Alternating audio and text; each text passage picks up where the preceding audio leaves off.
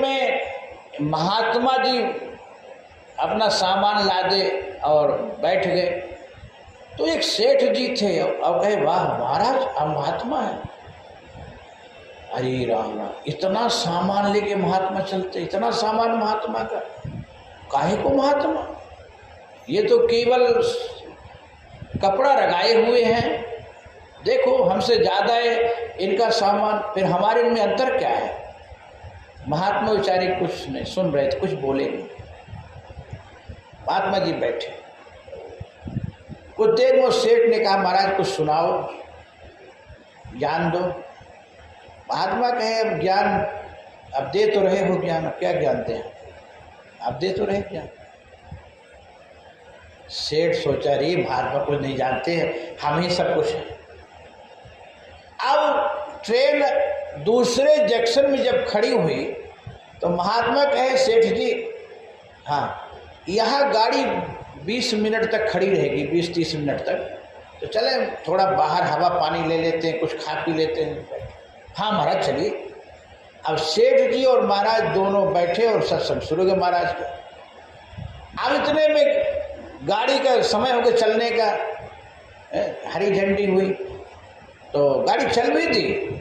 तो सेठ जी के, महाराज जी वो बोले हाँ, अरे गाड़ी चल दी, गाड़ी समय को चली जा रही है। महात्मा जी हाथ पकड़े, रुको महाराज, बैठो। सेठ जी बोले क्यों, अरे सामान हमारा बहुत गाड़ी में है।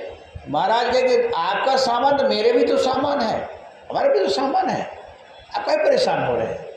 बोले नहीं, अरे हमारा सामान, हमारा सामान। और महात्मा के जबरदस्ती हाथ अपने छुड़ा करके सेठ जाके गाड़ी में बैठ गए, महात्मा भी चढ़ गए।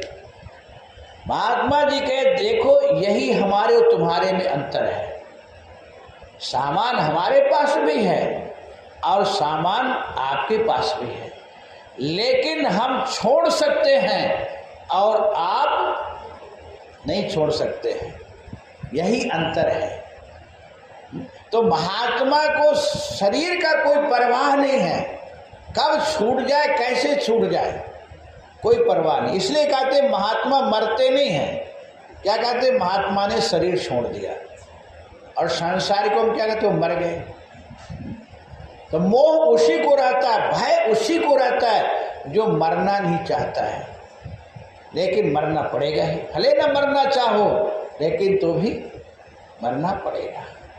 आप जैसे कोई बर्थडे मनाते हैं, अरे भाई हम तो 50 वर्ष के हो गए, आज मेरा बर्थडे है, बर्थडे कितना प्रसन्नता होती है, लेकिन ये तुम भूल जाते हो कि 50